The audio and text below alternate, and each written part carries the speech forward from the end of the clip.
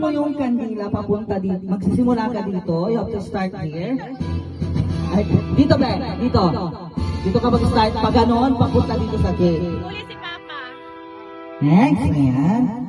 And, pagdating mo dyan sa cake mo, mag-wish ka, tsaka i-blow mo yung candle. Okay, close your eyes and make a wish, then blow your candle.